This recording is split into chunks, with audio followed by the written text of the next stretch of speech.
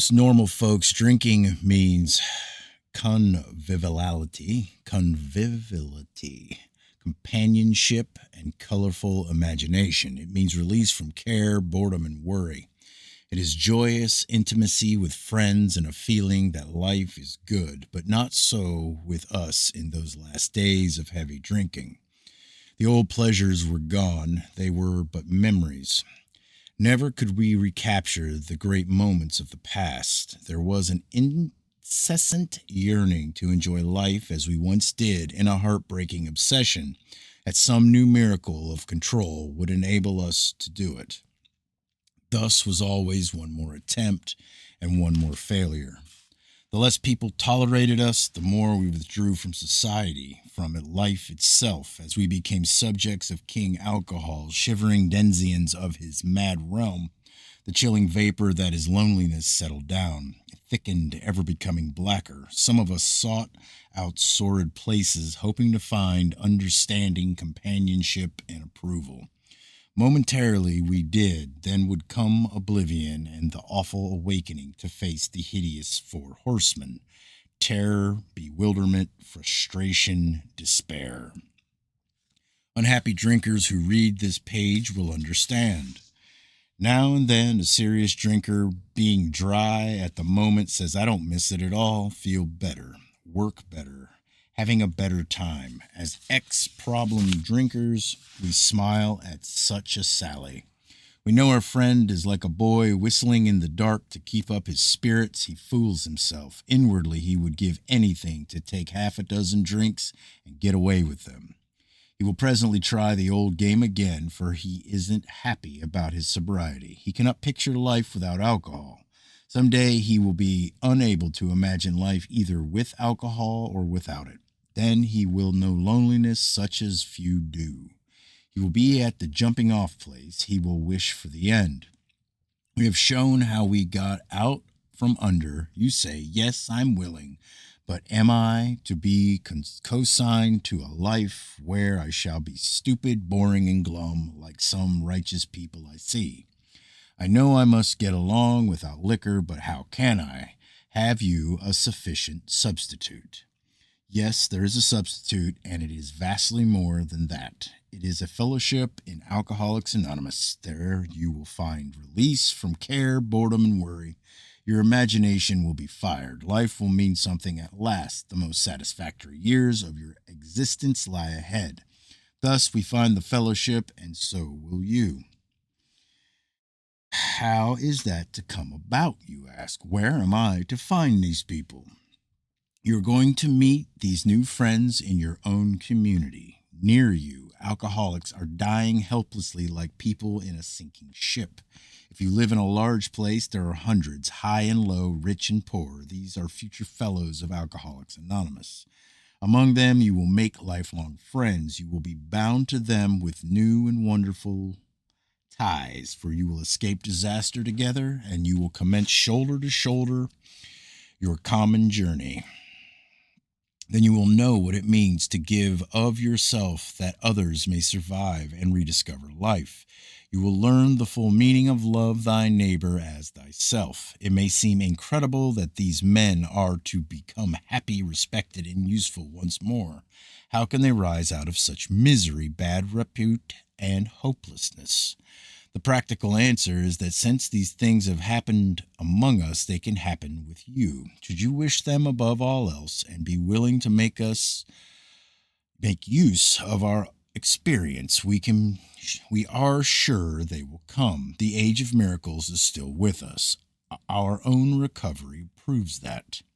Our hope is that when this chip of a book is launched on the world tide of alcoholism, defeated drinkers will seize upon it to follow its suggestions. Many, we are sure, will rise to their feet and march on. They will approach still other sick ones, and fellowships of Alcoholics Anonymous may spring up in each city and hamlet, havens for those who must find a way out. In the chapter Working with Others, you gathered an idea of how we approached and aid others to health. Suppose now that through your several families have adopted this way of life. You will want to know of how to proceed from that point. Excuse me. Perhaps the best way of treating you to a glimpse of your future will be to describe the growth of the fellowship among us. Here is a brief account. Years ago, in 1935, one of our number made a journey to a certain western city. From a business standpoint, his trip came off badly. Had he been successful in his enterprise, he would have been sent on his feet financially, which at the time seemed vitally important. But his venture wound up in a lawsuit and bogged down completely. The proceeding was shot through with much hard feeling and controversy. Bitterly discouraged, he found himself in a strange place, discredited and almost broke. Still physically weak and sober but a few months, he saw that his predicament was dangerous. He wanted so much to talk with someone, but whom? One dismal afternoon, he paced a hotel lobby, wondering how his bill was going to be paid. At one end of the room stood a glass-covered directory of local churches. Down the lobby, a door opened into an attractive bar. He could see the gay crowd inside. In there, he would find companionship and release. Unless he took some drinks, he might not have the courage to scrape an acquaintance and would have a lonely weekend.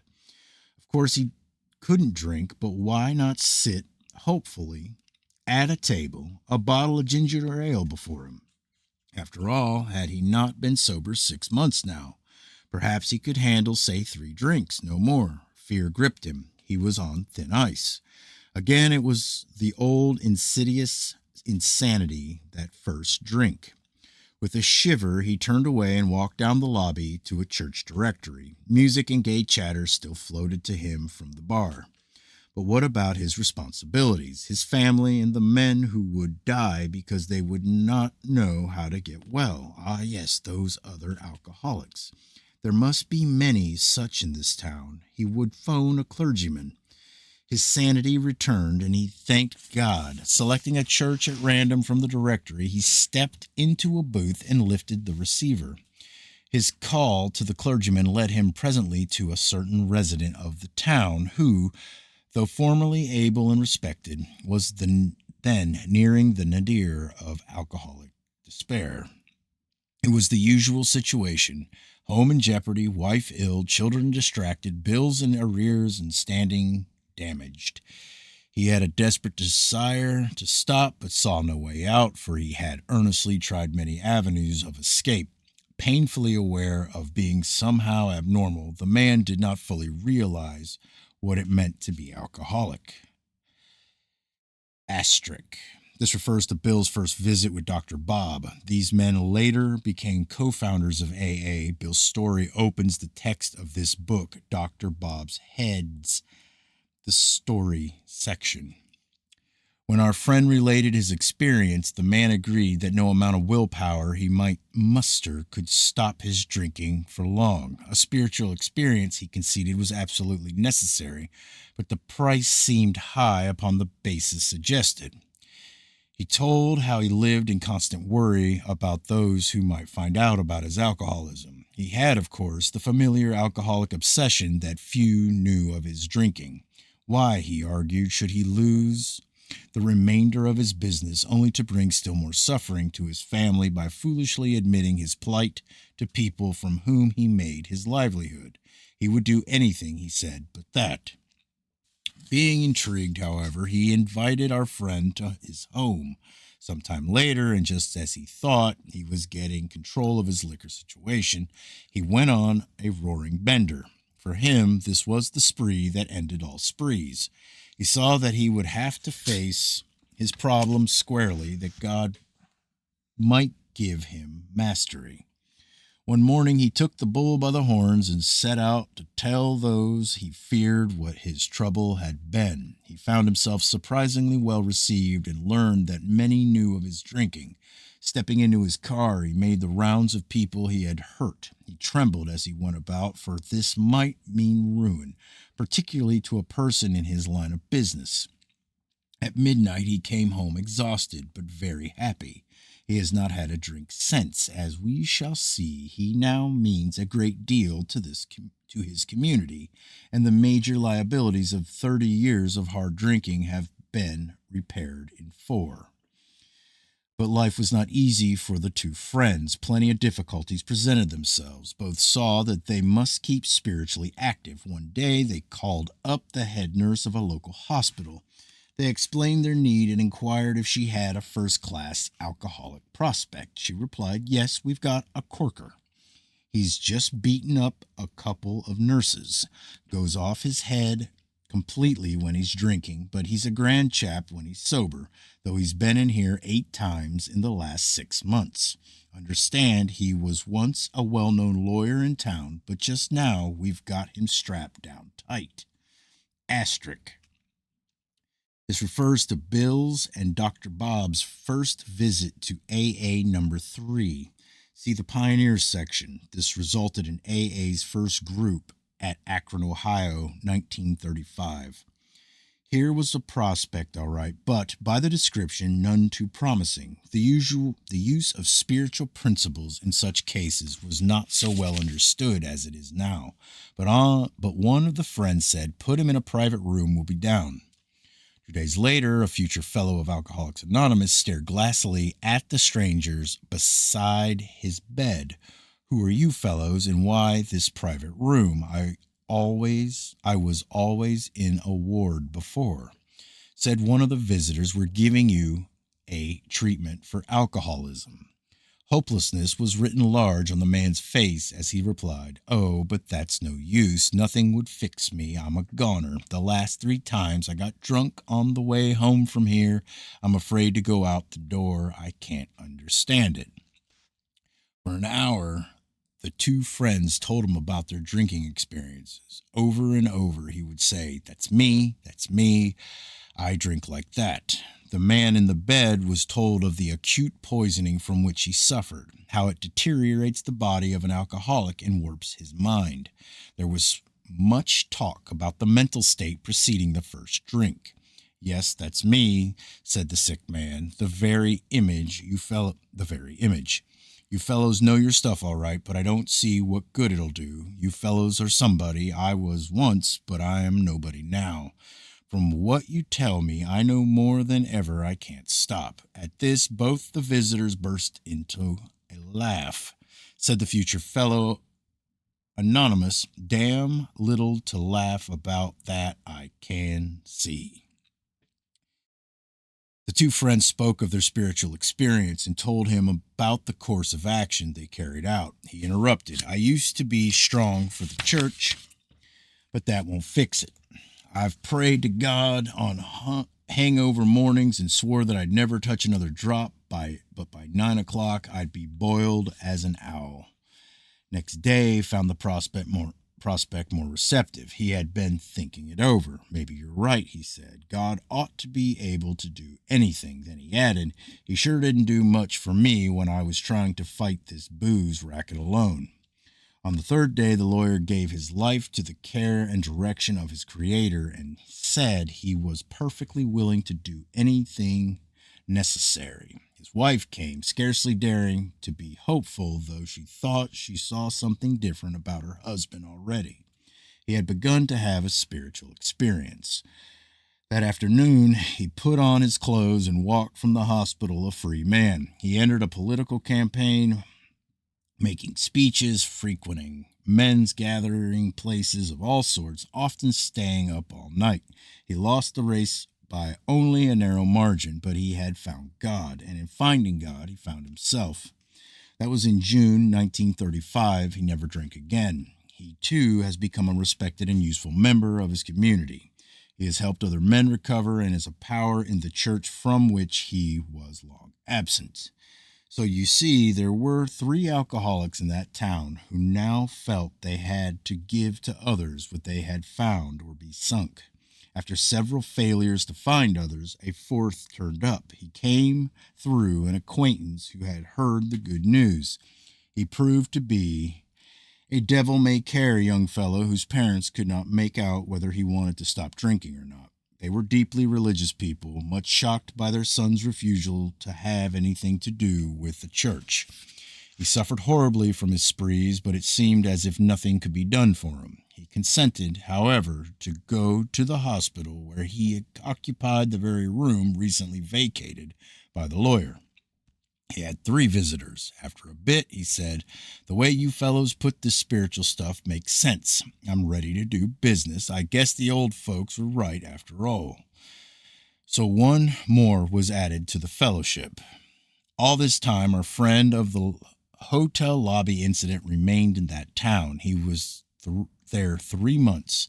He now returned home, leaving behind his first acquaintance, the lawyer, and the devil-may-care chap.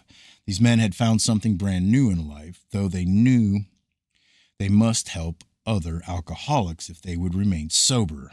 That motive became secondary. It was transcended by the happiness they found in giving themselves for others. They shared their homes, their slender resources, and gladly devoted their spare hours to fellow sufferers. They were willing by day or night to place a new man in the hospital and visit him afterwards. They grew in numbers. They experienced a few distressing failures, but in those cases they made an effort to bring the man's family into a spiritual way of living, thus relieving much worry and suffering.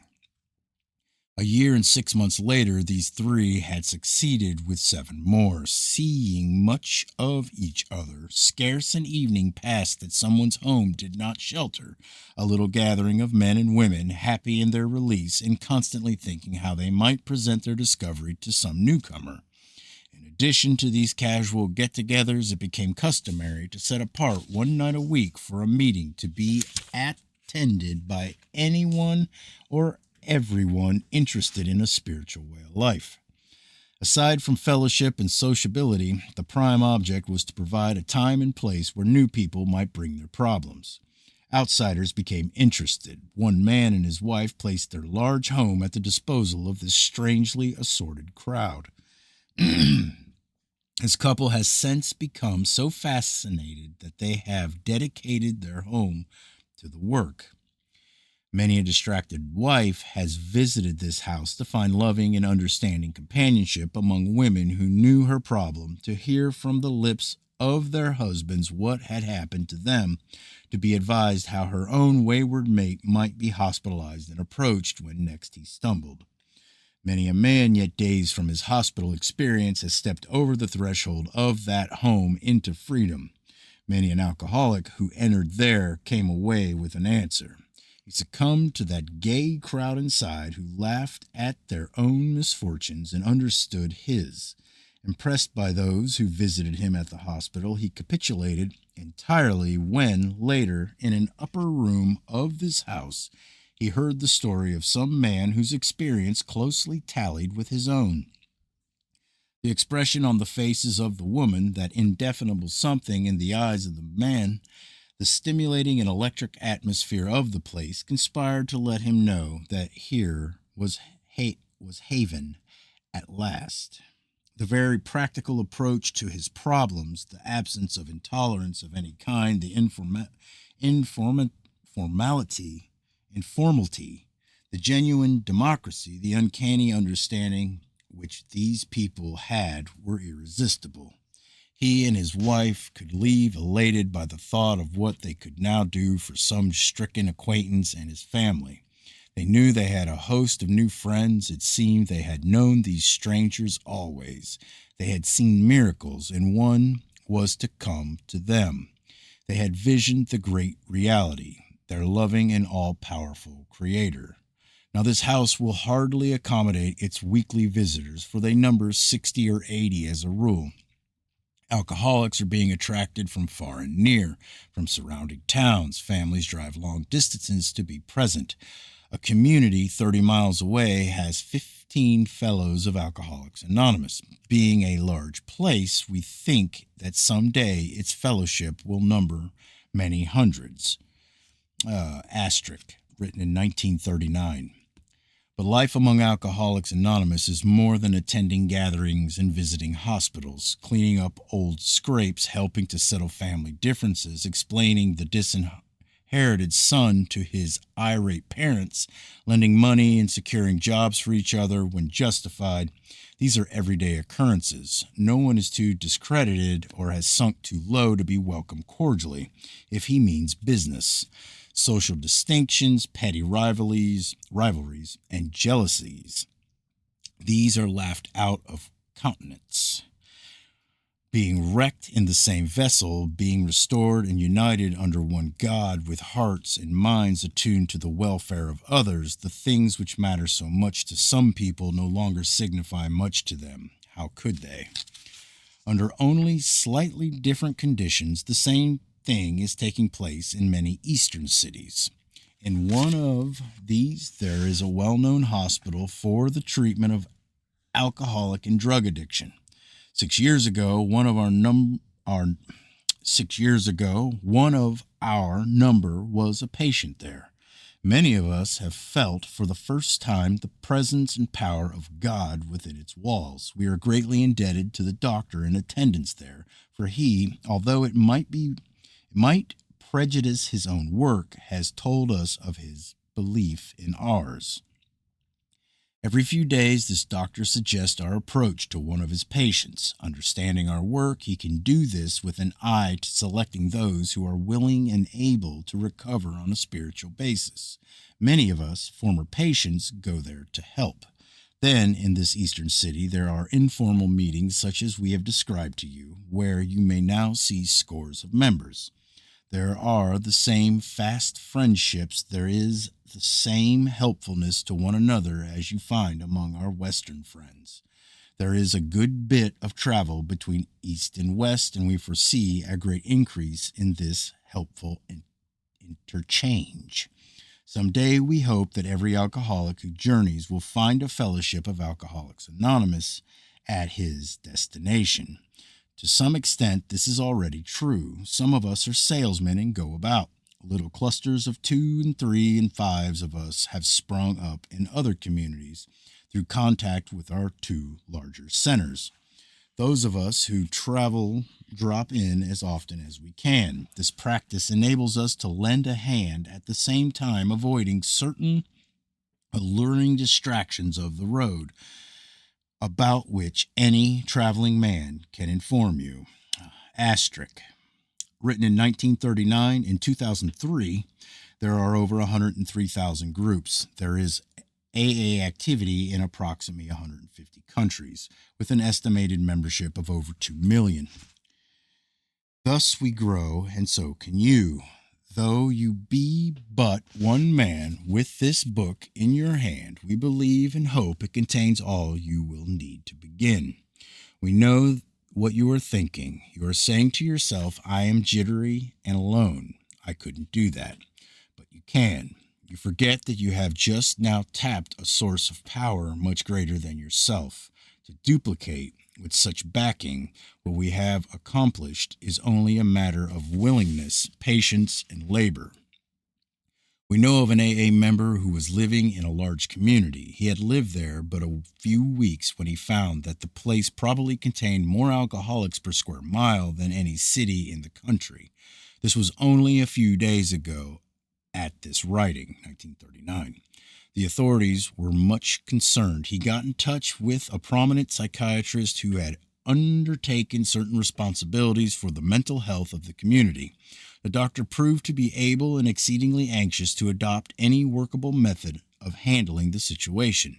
So he inquired, what did our friend have on the ball? Our friend proceeded to tell him, and with such good effect that the doctor agreed to a test among his patients and certain other alcoholics from a clinic which he attends. Arrangements were also made with the chief psychiatrist of a large public hospital to select still others from the stream of misery which flows through the institution. So our fellow worker will soon have friends galore. Some of them may sink and perhaps never get up, but if our experience is the criterion, more than half of those approached will become fellows of Alcoholics Anonymous. When a few men in this city have found themselves and have discovered the joy of helping others to face life again, there will be no stopping until everyone in that town has had his opportunity to recover if he can and will. Still, you may say, but I will not have the benefit of contact with you who write this book. We cannot be sure. God will determine that, so you must remember that your real reliance is always upon Him. He will show you how to create the fellowship you crave. Asterisk. Alcoholics Anonymous will be glad to hear from you. Address P.O. Box 459 Grand Central Station, New York, New York 10163. Our book is meant to be suggestive only. We realize we know only a little. God will constantly disclose more to you and to us. Ask Him in your morning meditation what you can do each day for the man who is still sick. The answers will come if your own house is in order. But obviously, you cannot transmit something you haven't got. See to it that your relationship with Him is right, and great events will come to pass for you and countless others. This is the great fact for us. Abandon yourself to God as you understand God. Admit your faults to Him and to your fellows. Clear away the wreckage of your past. Give freely of what you find and join us. We shall be with you in the fellowship of the Spirit, and you will surely meet some of us as you trudge the road of happy destiny. May God bless you and keep you. Until then. Greggy?